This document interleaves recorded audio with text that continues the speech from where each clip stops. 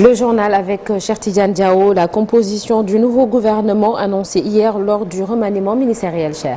C'est une équipe de 39 ministres Sornanata, donc la composition du gouvernement qui a été annoncée hier. Parmi les priorités du chef de l'État, selon le chef du gouvernement, figure la sécurité avec le défi de la souveraineté, une bonne organisation de l'élection présidentielle, mais aussi prendre en charge les urgences économiques et sociales, lutter contre la vie chère et renforcer l'emploi des jeunes. Amadouba qui parle de gouvernement de combat que je vous propose d'écouter. Nouveau gouvernement mis en place et un gouvernement de mission et de combat qui compte 39 ministres. Ce gouvernement est chargé pour les 6 prochains mois répondre aux défis de la souveraineté et assurer une bonne organisation de l'élection présidentielle du 25 février 2024. Prendre en charge les urgences économiques et sociales, notamment la consolidation de la croissance, l'amélioration du pouvoir d'achat des populations, la lutte contre la vie chère, l'insertion et l'emploi des jeunes, ainsi que l'organisation dans les meilleures conditions de la campagne de commercialisation agricole. Veiller au fonctionnement adéquat des services publics et à la stabilité sociale de l'ensemble des secteurs de la vie de la nation, la santé, l'éducation, l'enseignement supérieur, les collectivités territoriales, etc. Finaliser les projets prioritaires du chef de l'État et amorcer le déploiement à partir du dernier trimestre 2023 du plan d'action prioritaire PAP 3, du plan Sénégal émergent, avec l'entrée du Sénégal dans l'ère de l'exploitation du pétrole et du gaz. Et toujours dans l'actualité, radiation des listes électorales, Ousmane Sonko fixé sur son sort ce jeudi. Débouté il y a de cela pratiquement une semaine par la Cour suprême pour avoir contesté la décision de la DGE qui a refusé de donner des fiches de parrainage à son mandataire. Le maire de Ziguinchor, actuellement en prison à Sébikotane, donc compte sur le tribunal de Ziguinchor pour annuler cette décision de radiation sur les listes électorales. Ses avocats se disent confiants avec des arguments béton en leur possession. Maître Cyril Clédor-Ly de déclarer à la une du journal Les Échos que ce procès est très important, mais qu'il sera loin de trancher définitivement la question. Donc retenez que l'audience est prévue ce jeudi au tribunal de Ziguinchor. Nous parlons de l'actualité à l'université Cheikh Anta Diop de Dakar avec le COUD qui n'est pas encore prêt à recevoir les étudiants. L'annonce a été faite par le directeur Maguette Sen qui estime qu'avant d'ouvrir le campus, de larges concertations doivent être faites sur la sécurité dans sa globalité. Maguette Sen réceptionnait un restaurant à la cité Aline Sutoé Diata. C'était en la présence de nos reporters Fatou Bintou Conté et Youssou Baro.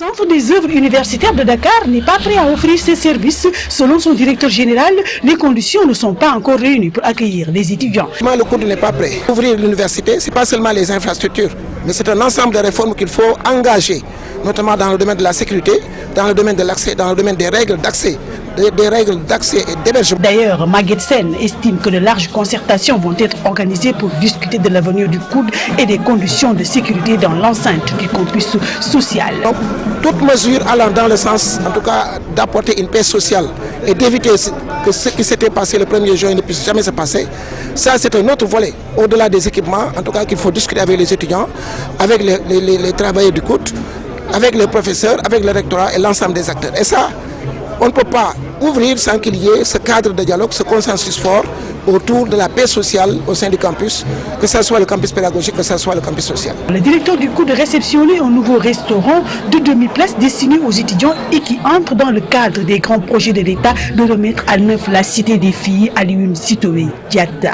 Par conséquent, le restaurant qui servait en tout cas à alimenter en tout cas, les étudiantes dans cette cité, ce restaurant aussi doit être complètement démoli et repris. Maintenant, en attendant, AMSA Reality nous a réalisé ce restaurant pour une capacité de service de 2000 plats. Ces projets, d'ailleurs, vont s'étaler dans tout le campus social.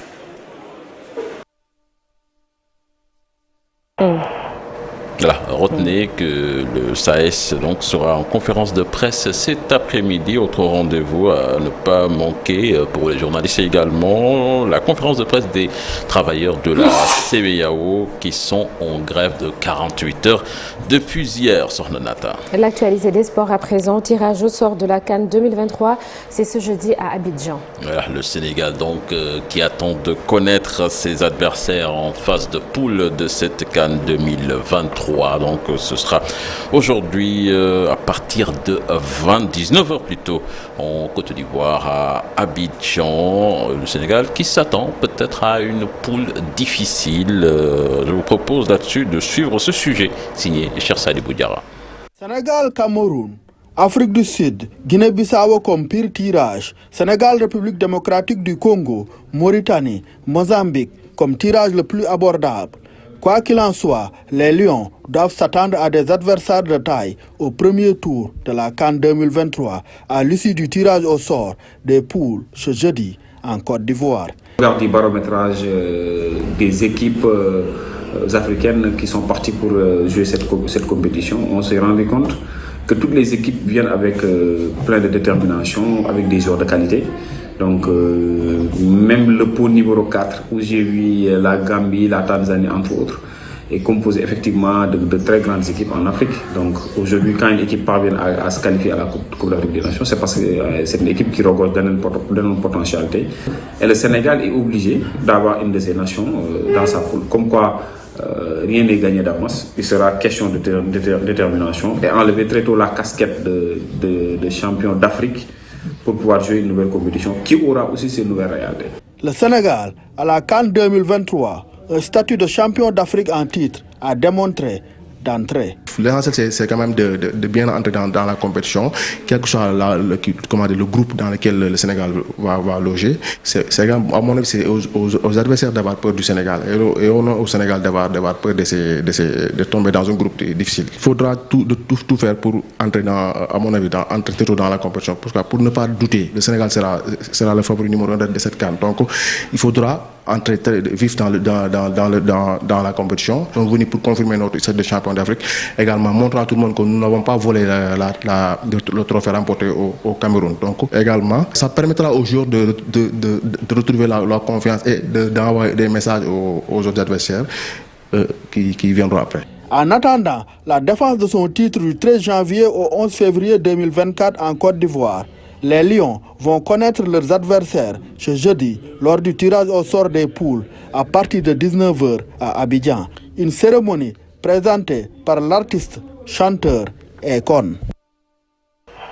Et Sadio Mané qui sera de la partie également. Cher Sadibou Diarra, Sadio Mané présent dans la capitale ivoirienne depuis hier avec d'autres stars du football africain sur Nanata. Merci beaucoup, cher Tidiane. À tout à l'heure pour la deuxième tasse actu de la journée. Ce jeudi matin, nous parlons d'une des plus grandes sociétés nationales confrontées tout de même à des difficultés. Le groupe La Poste, le 12 octobre 2022, la société a accueilli un nouveau directeur général, Mohamedou Diaité, qui succédait à Abdoulaye Bibi Baldé. C'est le sujet de la rubrique Un jour au Sénégal, un jour dans le monde. Et pour ce matin, l'histoire et la géographie d'une localité située à Touba. Abdoulaye Diop sera notre guide. À ne pas oublier, toujours dans la première partie, la revue des unes des journaux avec Chérif Dia et la météo du jour, une présentation de Oumi Samb. Tout de suite, l'actualité hors de nos frontières.